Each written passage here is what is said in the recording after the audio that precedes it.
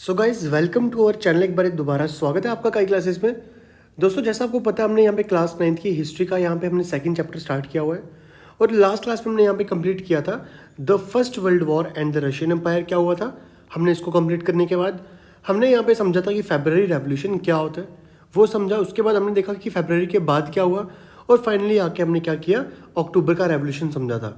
ये कंप्लीट होने के बाद हमने एक टॉपिक और भी यहाँ पे किया था, व्हाट चेंज आफ्टर अक्टूबर। इसके बाद क्या क्या चेंजेस आई थी वहाँ पे पूरे रशिया के अंदर, हमने ये सब पूरा कंप्लीट कर लिया था। आज जो टॉपिक होने वाला है दोस्तों, इंपॉर्टेंट टॉपिक होने वाला है, द सिविल वॉर का टॉपिक आज स्टार्ट करेंगे। इसलिए दोस्तों चैनल पे पहली बार विजिट किया तो चैनल को सब्सक्राइब कर लीजिए, वीडियो को लाइक कर लीजिए, प्रेस द बेल आइकन, ताकि हमारी कोई भी लेटेस्ट वीडियो है आप उसको मिस ना कर सको। और दोस्तों अगर आपने अभी तक वो पुराने पार्ट्स नहीं देखे कंप्लीट, पहले उनको कंप्लीट कर लीजिए क्योंकि सारा लिंक में चलता है, तो फिर ही आपको ये जो पार्ट है वो समझ आने वाला है। तो चलिए विदाउट वेस्टिंग एनी टाइम दोस्तों कर लेते हैं स्टार्ट। यहाँ पे दोस्तों क्वेश्चन यहाँ पे टॉपिक शुरू हो रहा है द सिविल वॉर। अब ये सिविल वॉर क्या होती है समझते हैं इसको। देखो दोस्तों हमने ये पढ़ा था कि मेंशेविक और बुल्शेविक दो टाइप के हमारे पास लोग हुआ करते थे। जब ये बुल्शेविक लोगों ने ऑर्डर दिया कि जो लैंड है उसको रीडिस्ट्रीब्यूट किया जाए। रीडिस्ट्रीब्यूट का मतलब क्या है, ये जो किंग है इसकी पास जो ज़मीनें हैं उसको किसको दे दिया जाए, पीजेंट्स को दे दिया जाए। इसको बोलते हैं लैंड रीडिस्ट्रीब्यूशन। जब लैंड का रीडिस्ट्रीब्यूशन किया जा रहा है तो जो रशिया की आर्मी है वो क्या हो चुकी है, वो ब्रेक हो गई, टूट गई। अब कैसे, यह मैं आपको बता दूं। Mostly peasants wish to go to home for the redistribution and deserted. बहुत से ऐसे लोग थे जो आर्मी में तो थे, बट जैसे उनको ये न्यूज़ मिली कि भाई लैंड को रीडिस्ट्रीब्यूट किया जा रहा है, वो आर्मी से छोड़ के कहाँ आ गए, घर में आ गए लैंड की रीडिस्ट्रीब्यूशन करवाने के लिए। और डिसर्टेड का मतलब क्या होता है, गोइंग बैक, और मतलब वहाँ से ये लोग वापस आ गए अपने घर पे। तो इस तरीके से क्या हो रहा है, रशिया की आर्मी की कंडीशन बन रही है। ये समझ आ गया। जो दोस्तों नॉन बुल्शेविक हुआ करते थे, non Bolshevik socialist, liberals and supporter of autocracy condemned the Bolshevik uprising. तो दोस्तों ये जो बुल्शेविक के अलावा जो और लोग हुआ करते थे, सोशलिस्ट लोग, लिबरल्स लोग, ये सब ऑटोक्रेसी की सपोर्ट में आ रहे थे। Their leaders move to south Russia and organize troops to fight the Bolsheviks. ये जो इन सबके जो लीडर है, लिबरल, रेडिकल्स हो गए, सोशलिस्ट हो गए, नॉन बुल्शेविक हो गए, इनके जो लीडर थे कहाँ गए, साउथ रशिया में चले गए, रशिया के साउथ एरिया में, और वहाँ पे ट्रूप्स को ऑर्गेनाइज कर रहे हैं, मतलब आर्मी क्रिएट करने की कोशिश कर रहे हैं ताकि बुल्शेविक के साथ लड़ा जा सके, जिसको हम क्या बोलते हैं, द रेड्स बोलते हैं। रेड्स, बुल्शेविक को रेड्स के नाम से जाना जाता है। 1918 और 1919 के बीच में क्या हुआ, जो ग्रीन्स मतलब सोशलिस्ट रेवोल्यूशनरीज, और वाइट मतलब प्रो सैरिस्ट। ऐसे थोड़ा बहुत आपको याद रखना पड़ेगा। रेड किसको बोलते हैं, बुल्शेविक को बोलते हैं, ग्रीन्स बोलते हैं सोशलिस्ट को, और वाइट बोलते हैं जो सार के ही अपने जो साथी वाती है उनको बोलते हैं। Most of the Russian empire को ये कंट्रोल कर रहे हैं, most of the Russian empire को 1918 1919 में ये रूल कर रहे हैं। They were backed by the French, American, British and Japanese troops.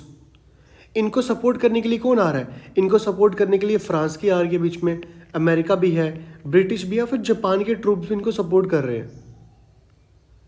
All those forces who were worried at the growth of socialism in Russia, as these troops and Bolsheviks fought a civil war, looting, banditry and famine become common. अब क्या लिखा हुआ, कहता है जितने भी ये troops हैं, जितने भी ये फोर्सेस हैं, सबको ये मन ही मन में वरीड हो रही है कि जो सोशलिज्म रशिया के अंदर उभर रहा है कहीं उनके देश में ना आ जाए। इस तरीके की कंडीशन यहाँ पे बन रही है। और जैसा एज दीज ट्रूप्स एंड बुल्शेविक्स, और कहता है क्योंकि उनको इस चीज़ का भी डर है कि जो ये रशिया के ट्रूप्स हैं या फिर जो बुल्शेविक्स हैं ये क्या कर रहे हैं, ये सिविल वॉर कर रहे हैं। सिविल वॉर क्या होता है, अपने देश के खिलाफ लड़ना, उसको सिविल वॉर बोलते हैं। ये लूटिंग कर रहे हैं, बैंडिट्री कर रहे हैं, फेमाइन कॉमन हो चुका है उस देश में, रशिया में। तो ऐसी यहाँ पे कंडीशन आ रही है। जो सपोर्टर हैं प्राइवेट प्रॉपर्टी के, जैसे वाइट लोग हो गए, ये काफ़ी हार्ड स्टेप ले रहे हैं ताकि पीजेंट्स को, कि जो इन्होंने उनकी ज़मीनें सीज करी हैं, ये जो एक्शन थे इससे क्या हुआ, नॉन बुल्शेविक जो हुआ करते थे इनका जो सपोर्ट था वो क्या हो गया, जो एक्शन है इनके, इससे इनकी पॉपुलैरिटी कम होना शुरू होगी। 1920 के आते आते बुल्शेविक ने क्या करना, कंट्रोल करना शुरू कर दिया, control most of the former Russian empire. जो रशिया एम्पायर पहले किसके हाथ में था, पहले नॉन बुल्शेविक के हाथ में था, अब वो बुल्शेविक के हाथ में आ गया।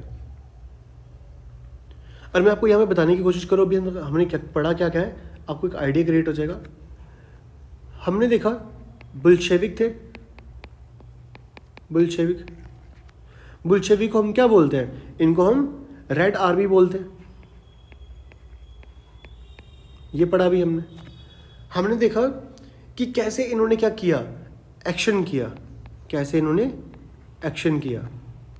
अब वो एक्शन क्या होगा, देखो यहाँ पे हमें पता है 1918 से लेके 1919 तक ऑलमोस्ट फुल रशिया के ऊपर कौन कंट्रोल कर रहा है, फुल रशिया के ऊपर नॉन बुल्शेविक आर्मी, ये वहां पे कंट्रोल कर रही है। जैसे ग्रीन्स हो गया, जैसे वाइट हो गया, ये सब कंट्रोल कर रहे हैं। बट जैसे ही 1920s का समय आता है तो पॉपुलर कौन हो चुका है, बुल्शेविक पॉपुलर हो चुके हैं। हमने ये भी समझ लिया। हमने ये भी देखा कि लैंड जो है उसकी रीडिस्ट्रीब्यूशन की जा रही है, रीडिस्ट्रीब्यूशन जब की जा रही है तो आर्मी है जो रशिया की, वो आर्मी को छोड़ के, आर्मी को लीव करके वो सब कहाँ आ गए, अपने होम में आ गए, घर में आ गए।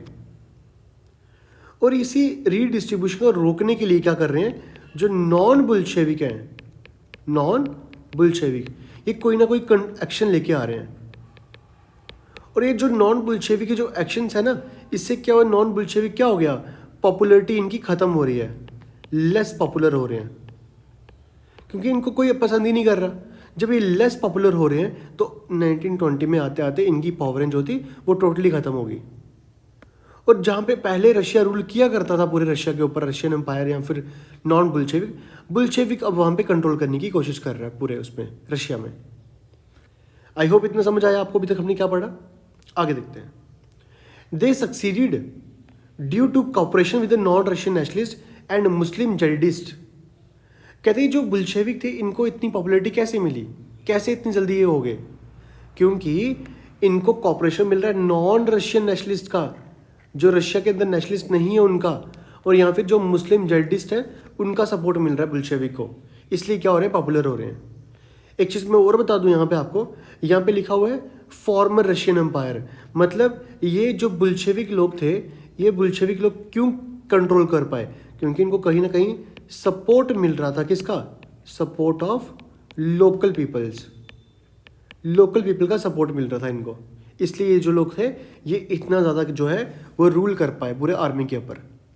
इतना समझ आया, आगे चलते हैं। देखो, cooperation did not work where Russian colonies themselves turned Bolsheviks. बोलता है cooperation did not works, cooperation मतलब क्या, मिलजुल के काम करना, वो काम नहीं कर रहा वेयर, जहां रशियन कॉलोनिस्ट देमसेल्व्स टर्न्ड बुल्शेविक। अब पता क्या हो रहा है, अब रशिया के जो कॉलोनियल लोग हैं उनको समझ आ चुका है भी हमारा कुछ नहीं होने वाला, हमें बुल्शेविक कन्वर्ट होना पड़ेगा। तो मोस्ट ऑफ द लोग क्या हो चुके हैं, वो बुल्शेविक कन्वर्ट हो चुके हैं। बट उससे कोई ज़्यादा फर्क पड़ नहीं रहा बुल्शेविक के ऊपर प्रॉपरली। जैसे बात करते खीवा, खीवा कहाँ पे आता है, हमारा आज के टाइम पे उज़्बेकिस्तान के अंदर आता है खीवा। ये जगह है बहुत फेमस सेंट्रल एशिया के अंदर। यहाँ पे जो बुल्शेविक कॉलोनिस्ट हैं brutally massacred local nationalist in the name of defending socialism. यहाँ पे क्या हुआ, जो बुल्शेविक लोग हैं इन्होंने बहुत ज़्यादा मात्रा में क्या किया, लोकल नेशनलिस्ट को मारा। मैसेक्रेड का मतलब होता है मार देना। किसके नाम पे, बोला कि हम भी सोशलिज्म को बचा रहे हैं। इस सोशलिज्म के नाम को बचाने के लिए इन्होंने क्या किया, बहुत ज़्यादा लोगों को मार दिया। और इस सिचुएशन में क्या हुआ, many were confused about what the Bolshevik government represented, क्योंकि आम जनता को ये चीज़ समझ नहीं आ रही कि बुल्शेविक तो अच्छा काम करती है, तो बुल्शेविक ने ये करने के बाद हमें क्या दिखाना चाहती है। तो जब ये सब होगा, यहाँ से हम देखेंगे कि जो ट्रस्ट है लोगों का बुल्शेविक के ऊपर, ट्रस्ट ऑन बुल्शेविक, ये क्या होगा, लूज होना शुरू हो जाएगा। धीरे धीरे इनका जो ट्रस्ट है वो खत्म हो जाएगा यहाँ से। Partially to remedy this, many non Russian nationalist were given political autonomy in the Soviet Union. अब देखो ना, इतनी बड़ी प्रॉब्लम क्रिएट कर दिया बुल्शेविक ने। अब यहाँ पे बोला जा रहा है इसको ठीक करने के लिए, रेमेडी करने के लिए बहुत से नॉन रशियन जो नेशनलिस्ट थे, मतलब नेशनलिस्ट लोगों को पॉलिटिकल ऑटोनॉमी दी गई, मतलब पॉलिटिक्स में घुसा दिया गया इन द सोवियत यूनियन, मतलब रशिया के अंदर। तो बहुत बड़ी बात है कि रशिया के नहीं बल्कि नॉन रशियन नेशनलिस्ट उनको यहाँ पे रख दिया गया। ये देखो, बुल्शेविक ने यहाँ पे नेशनलिस्ट को मारा है, अब नेशनलिस्ट को रेमेडी देने के लिए इनको क्या कर दिया गया, पॉलिटिक्स में डाल दिया गया। The state the Bolsheviks created from the Russian empire in December 1922, but since this was combined with the unpopular policies that the Bolshevik forced the local government to follow, like the harsh discouragement of nomadism, attempts to win over different nationalists were only party successful। क्या कहने की बात की जा रही है यहाँ पे, आप देख सकते हो इस पैराग्राफ में, इन 2 लाइन्स में क्या बताने की कोशिश की जा रही है। इन 2 लाइन में ये बताने की कोशिश की जा रही है कि जो यूएसएसआर है, यूएसएसआर की फुल फॉर्म क्या होती है, सुन लो, Union of Soviet Socialist Republic, ये फुल फॉर्म होती है यूएसएसआर की। पहले रशिया को ये बोला करते थे यूएसएसआर, आज के टाइम पे रशिया बोलते हैं। अब यहाँ पे क्या किया जा रहा है, अब रशिया को क्या दिया, give political power to Russia, political power to Russia, Russia को पॉलिटिकल पावर दे दी गई है इस पैराग्राफ में। अब जब पॉलिटिकल पावर मिल गई रशिया के नेशनल लोगों को, अब उनके अंदर क्या होगा, कहीं ना कहीं थोड़ी सी पावर उनके अंदर जागेगी।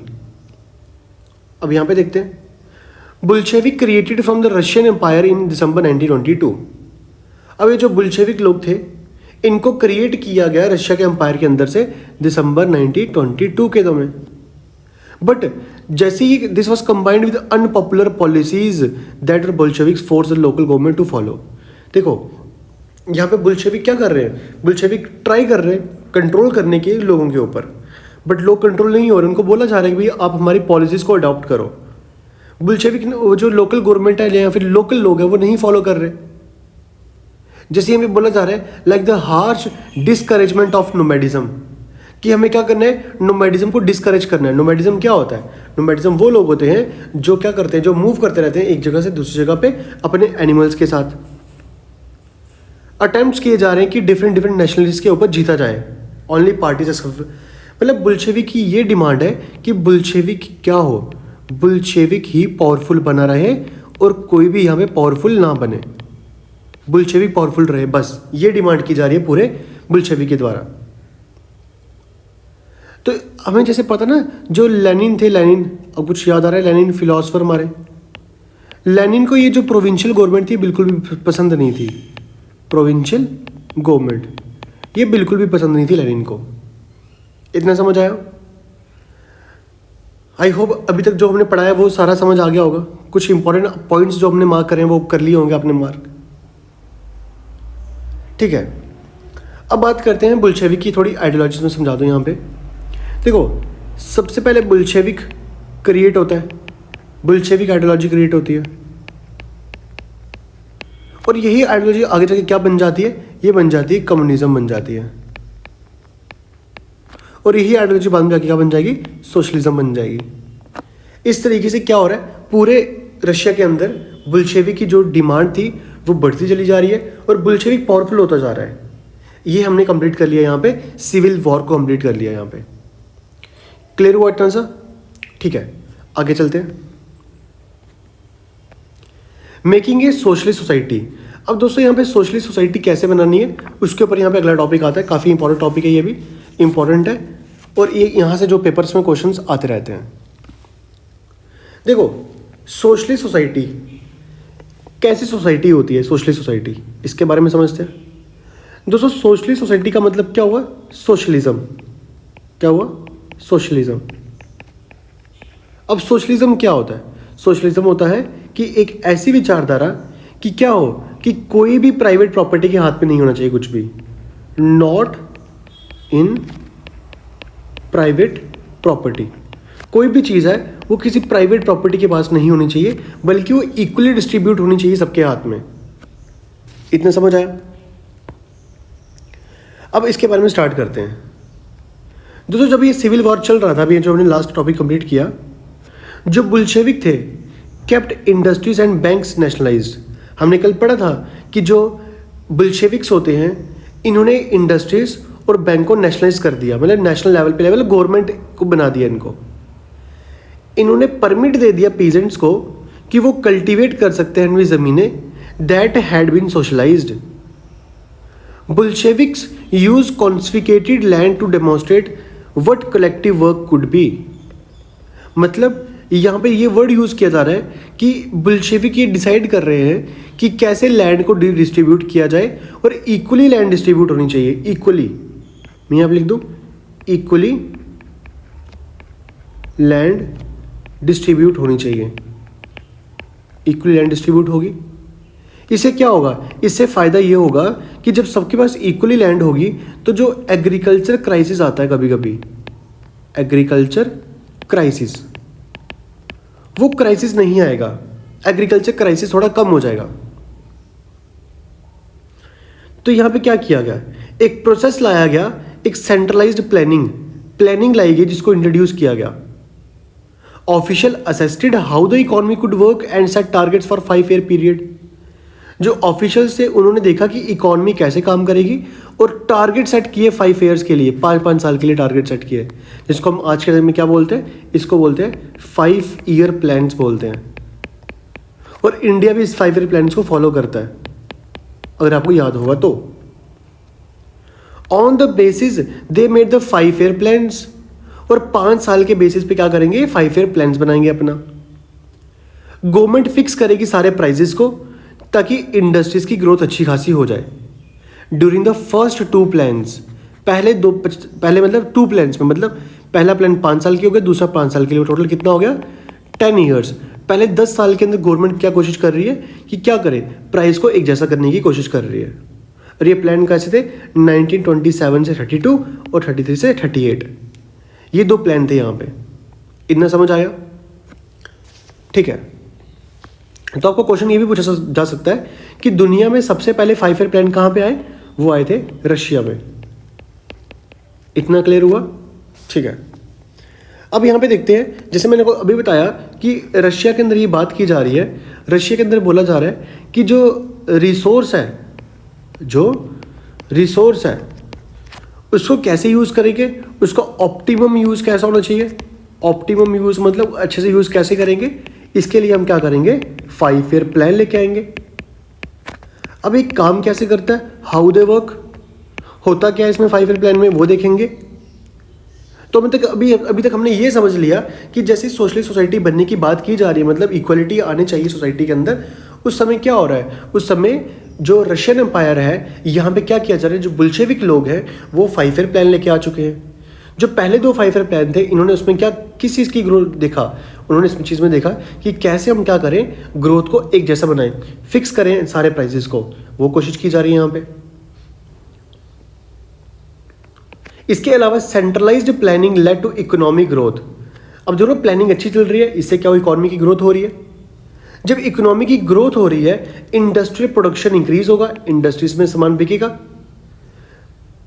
कहते हैं कि 1929 से लेके 33 तक 100% in the case of oil, coal and steel, ये बाहर बिका। न्यू फैक्ट्रीज बनाई जा रही हैं, factories, cities came into being. मतलब क्या हो रहा है, अभी इकोनॉमिकल ग्रोथ देखने को मिल रही है पूरे रशिया के अंदर, और ये अच्छी बात है, किसी भी देश के लिए इकोनॉमिक ग्रोथ ज़्यादा होनी बेटर है। मतलब जैसे ही ये लोग क्या करके आए हैं, ये न्यू इकोनॉमिक पॉलिसी लेके आए हैं, न्यू इकोनॉमिक पॉलिसी, ये न्यू इकोनॉमिक पॉलिसी लेके आए, इससे क्या हो रहा है, इससे काफ़ी इकोनॉमिक ग्रोथ हो रही है। Economic growth in Russia, economic growth in Russia, ये समझ आ गया। इसके अलावा आपको बता दूं दोस्तों, ये जो हमारे इंडिया में था, इंडिया भी 5 ईयर प्लान लेके आया था। वो कब लेके आया था, मैं यहाँ पे लिख दूं, इंडिया लेके आया था 1950s में। इंडिया फॉलो करता है 5 ईयर प्लान्स को। इतना समझ आ गया, चलते हैं आगे। However rapid constructions led to poor working conditions. अब देखो क्या हो रहा है, इतनी ज़्यादा कंस्ट्रक्शन चल रही है पूरे रशिया के अंदर, तो इससे क्या होगा, इससे वर्किंग कंडीशन ख़राब हो रही है। वर्किंग कंडीशंस मतलब पीजेंट्स की कंडीशन ख़राब हो रही है, क्योंकि रशिया ने क्या कर दिया हुआ है, Russia apply all the resources in industries. Russia ने जितने भी रिसोर्सेज सब कहाँ लगा दिए, इंडस्ट्रीज में लगा दिए। इससे क्या हो रहा है, वर्किंग कंडीशन खराब हो रही है। जैसे एक सिटी का नाम दिया हुआ है यहाँ पे, मैग्नेटोगॉर्स्क। यहाँ पे क्या हो रहा है, the construction of steel plant was achieved in 3 years। दोस्त यहाँ पे जो स्टील प्लांट बनाया गया वो 3 सालों में बना दिया गया, क्योंकि जनरली टाइम लगता है स्टील प्लांट को बनाने के लिए। वर्कर्स यहाँ पे जो काम कर रहे हैं, हार्ड लीव्स, काफ़ी मुश्किल से रह रहे हैं यहाँ से, जिसकी वजह से क्या हुआ है, 550 stoppages of work in the first year alone. तो कहते हैं सिर्फ पहले ही साल में क्या देखा गया, 550 जो लोग थे स्टॉपेजेस हुए, मतलब काम को रोका गया 550 बार। In the living quarters in the winter time at 40 degree below, people had to climb down from the 4th floor and dash across the street in order to go to the toilet। Condition इतनी ज़्यादा ख़राब है कि जब winter का time आता है तो -40 डिग्री टेम्परेचर होता है, और -40 डिग्री टेम्परेचर पर किसी को वॉशरूम जाना होगा, वो पहले 4 मंजिलें नीचे उतर के आएगा, वो भी बाहर से, फ्लोर से, तो क्या करेगा, स्ट्रीट्स में जाके क्या करेगा, टॉयलेट में जाएगा। तो कितनी बुरी कंडीशन है यहाँ पे फार्मर्स की। हम तो ये पढ़ रहे हैं कि 5 ईयर प्लान आया है तो काफ़ी अच्छी इकोनॉमिक ग्रोथ हो रही है। हाँ बिल्कुल हो रही है, मतलब 5 ईयर जो प्लान आया है, इससे क्या हो रहा है, हार्ड कंडीशन बन चुकी हैं, हार्ड कंडीशन ऑफ वर्कर्स ही काफ़ी हार्ड कंडीशन बन चुकी है। इससे क्या हो रहा है, जो वर्कर है उनकी जो चीज़ों को इग्नोर किया जा रहा है, वर्कर्स को इग्नोर किया जा रहा है, बस इकोनॉमिक ग्रोथ में ध्यान दिया जा रहा है। तो ये चीज़ इंपॉर्टेंट है यहाँ पे। And extended schooling system developed, school का सिस्टम ही बना दिया गया। पब्लिक के अंदर ये अवेयरनेस की गई कि भाई देखो आपको क्या करना पड़ेगा, आपको स्कूलिंग सिस्टम डेवलप करना पड़ेगा। अरेंजमेंट की जा रही है, made for factory workers and peasants to enter universities. Creches were establish in factories for the children of women and workers. अब क्या किया गया, एक स्मॉल बच्चों के लिए क्या बनाया गया, वहाँ पे एक छोटा सा रहने के लिए जगह बना दी गई, छोटे छोटे बच्चों को रहने के लिए, ताकि वहाँ पे क्या कर सके, जो वर्किंग वुमेन्स है वो काम कर पाए अपने बच्चों के साथ भी। Cheap public health was provided, एक छोटी मोटी हेल्थ है वो भी प्रोवाइड की जा रही है अब इनको। Model living quarters were set up for workers, worker के लिए छोटे मोटे क्वार्टर्स भी सेटअप किए जा रहे हैं। The effect of all these was uneven though since government resource was limited। इन सबका जो काम किया गया अनइवन था। अनइवन मतलब क्या हुआ, किसी को मिल रहा है किसी को नहीं मिल रहा, क्योंकि गवर्नमेंट के रिसोर्स भी तो लिमिटेड है ना। गवर्नमेंट के पास जो रिसोर्स है वो अनलिमिटेड थोड़े ना, लिमिटेड रिसोर्स है, उसके लिए वो लिमिटेड काम ही कर सकते हैं। इस तरीके से हमने ये देखा कि जो बुल्शेविक के बाद की कंडीशन क्या थी, ये सब हमने देखा कि बुल्शेविक ने थोड़ा बहुत काम किया इनके लिए। आई होप इतना क्लियर हो गया। यहाँ पे एक फोटो बनाई गई है, लिखा हुआ है कि सिंबल ऑफ सोशलिज्म, ये फैक्ट्री की फोटो बनाई गई है और इसको बोला गया सिंबल है सोशलिज्म का। बस इतना सा था, इसमें कुछ भी नहीं है। आगे दोस्तों ये फोटो बनाई गई है, यहाँ पे लिखा हुआ है children at school in Soviet Russia in 1930s। यहाँ पे फोटो बनाई गई, चिल्ड्रंस की फोटो बनाई है और ये स्टडी कर रहे थे, टेबल पे बुक्स पड़ी हुई है, वहाँ पे कॉपीज पड़ी है। तो इसी तरीके से हमने देखा लास्ट में बुल्शेविक ने क्या किया, ये देखो अभी हमने पढ़ रहे हैं, यहाँ पे स्कूलिंग सिस्टम डेवलप किया जा रहा है, ये वही सिस्टम जो डेवलप किया जा रहा है। और यहीं पे दूसरी तरफ देखो, a child in the Magnitogorsk during the first 5 year plan, और एक चाइल्ड यहाँ पे क्या कर रहा है, काम करने पे मजबूर है। और यहीं पे 2 चेहरे हमें समझ आते हैं रशिया के, एक तरफ रशिया एजुकेशन में अच्छा हो रहा है, एक तरफ चाइल्ड लेबर भी क्रिएट हो रही है वहाँ पे। इतना समझ आया। ये फैक्ट्री का डाइनिंग हॉल बनाया हुआ है, यहाँ पे देखो 1930s की फोटो बनाई है यहाँ पे। इतना समझ आया आपको। दोस्तों अगला टॉपिक जो आता है वो आता है स्टैलिनिज्म का एंड कलेक्टिवाइजेशन का। इसके बारे में दोस्तों नेक्स्ट क्लास में हम डिस्कस करेंगे। अभी तक जो मैंने आपको बताया, अभी तक मैंने आपको क्या बताया कि सिविल वॉर क्या हुआ और कैसे एक सोशलिज्म जो क्रिएट हुआ रशिया के अंदर। आई होप इतना समझ आ गया। कोई भी डाउट है इसमें आप पूछ सकते हो कमेंट सेक्शन में। सो दोस्तों इसी तरीके से मिलते हैं आपसे अगली वीडियो में एक प्रोडक्टिव क्लास के साथ। तब तक के लिए देखते रहिए काई क्लासेस।